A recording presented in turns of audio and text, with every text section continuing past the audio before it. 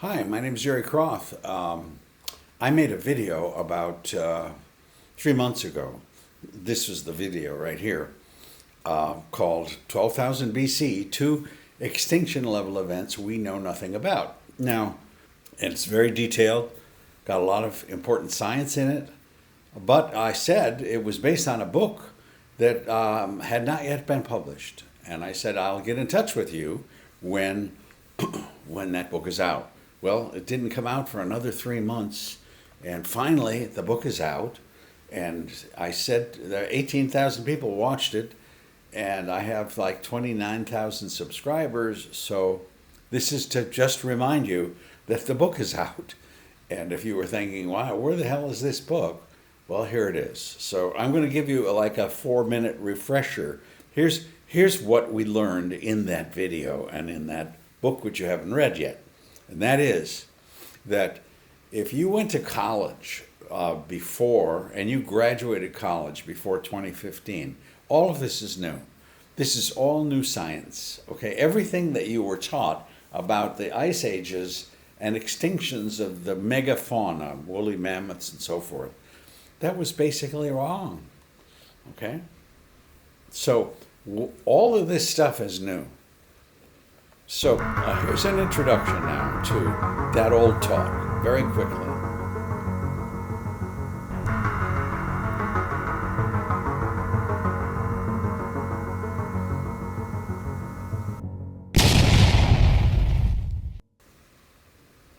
So you were taught the first basic misconception that the ice ages, it was gradual, slow, natural, and the glaciers all gradually went away, and that's how it unraveled. Okay, that was the first misconception, that the ice age was part of a normal fluctuation and it gradually warmed. Okay, that's fake news. That's what you learned in college. It wasn't gradual. This is a map, a thermal map of Greenland temperature for 20,000 years. And you can see in 14,000 YBP, years before the present, that's 12,000 BC, okay? Something happened, okay? It begins with a huge spike in temperature. Look at that. It goes from minus 50 degrees to minus 25 degrees. That's a whole bunch of warming very rapidly. And then, for some reason, it starts cooling again, okay? That first event, it was called a Miyake event, the largest solar cataclysmic storm in human history that we know of, okay? Twice as big as the Carrington event of 1859, which if the Carrington event happened today, it would destroy most internet communications around the world. This is twice as big, okay? So that event happened in 12,000 BC with huge consequences. Now, let's take a look at this again. When the Miyake event happens, it creates fires throughout the world. The soot goes into the atmosphere, blocks the sun, and we return to going way back into the Ice Age. Okay, all the way back. And then, in 12,800 years before the present, this period of time now is called the Younger Dryas. Another event happens. A massive comet strikes the Earth right there, and look what happens to the temperature. Again, from minus 55 all the way to 32. Okay, another huge event happens here.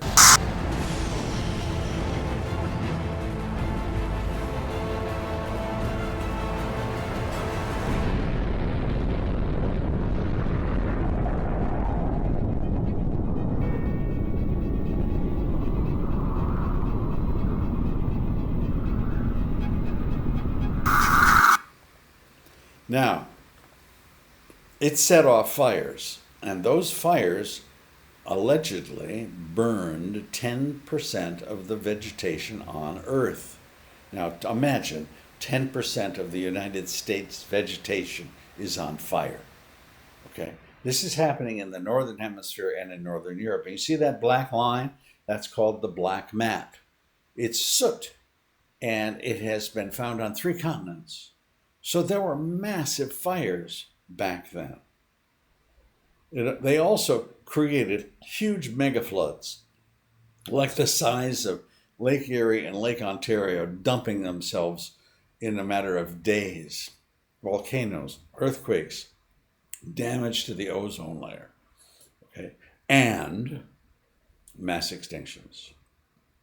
Okay, this is the cause of the mass extinctions. 35 major megafauna means large animals. Saber-toothed tigers, mastodons, woolly mammoths, giant sloths.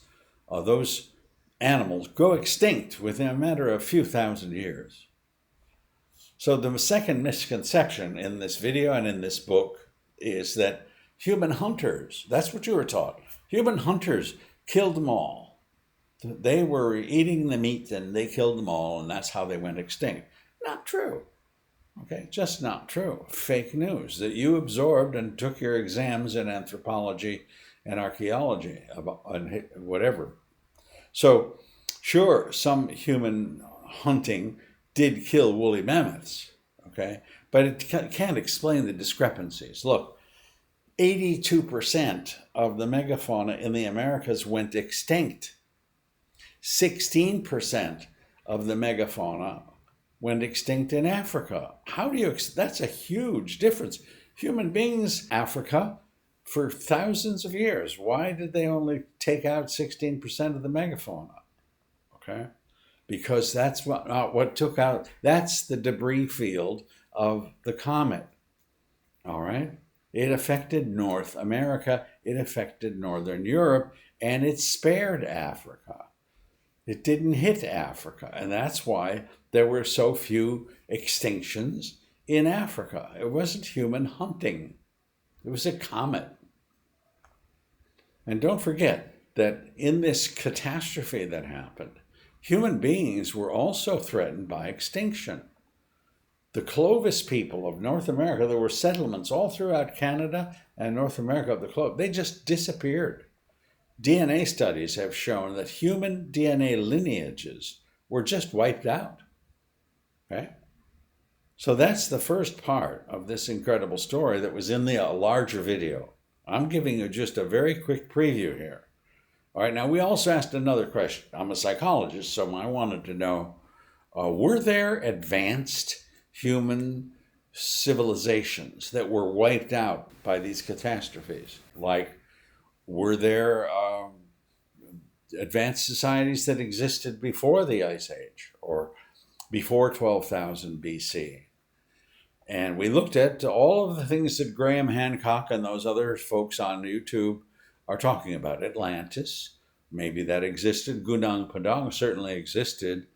The Yonaguni monuments off the coast of Japan certainly exist. Göbekli Tepe in Turkey certainly exists. Was it an advanced society?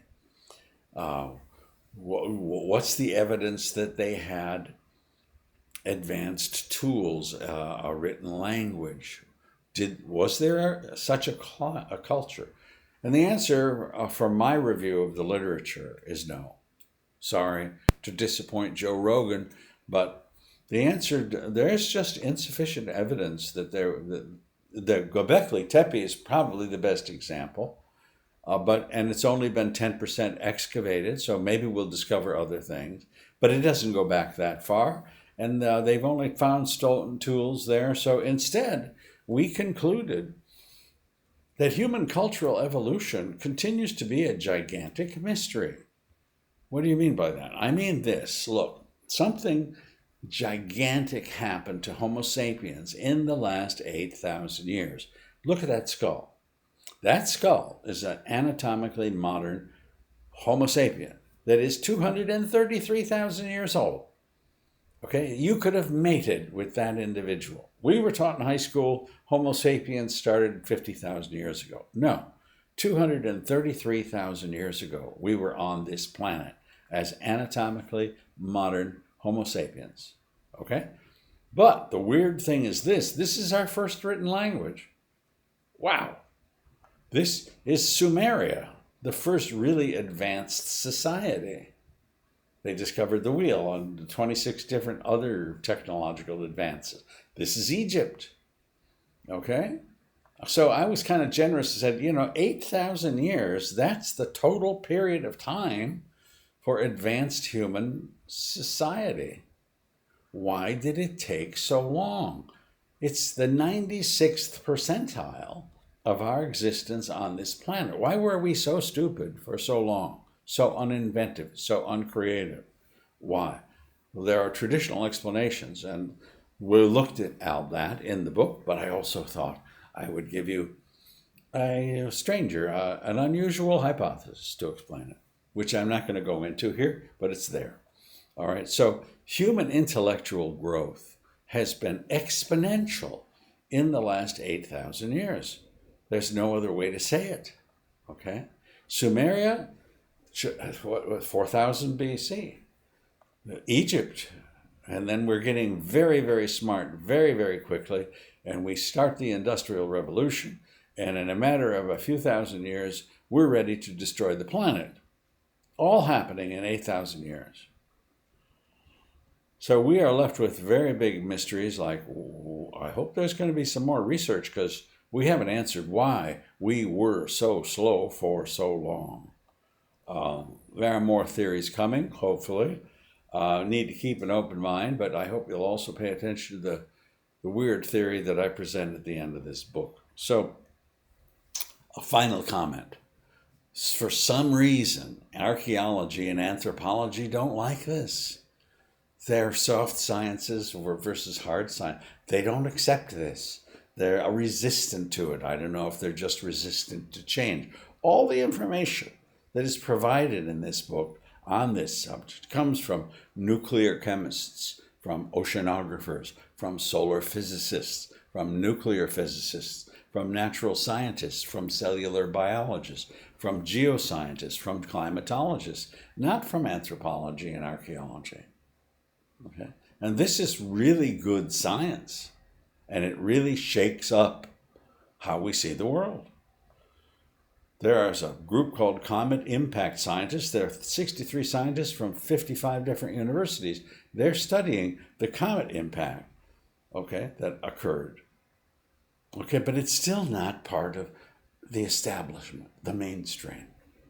Okay, so if you want to see the original video of which this is just a introduction, it's good. You go to YouTube to Croft, 12,000 BC, two extinction level events we know nothing about, and you'll see the whole video, which is much longer than this. But the purpose of my giving you this preview is finally the book is out. Okay, took them a while, and it's available. It's on Amazon. You can rate it. All the references for the talk, for everything I've said here, are there. Lots of footnotes. And it's published by Al Gore in New York. You have to look it up. That's why I made this video. So for my subscribers and for those 18,000 folks who watch it, I told you I would tell you when the book is out, and I just did. All right. So you have a great day and Happy New Year.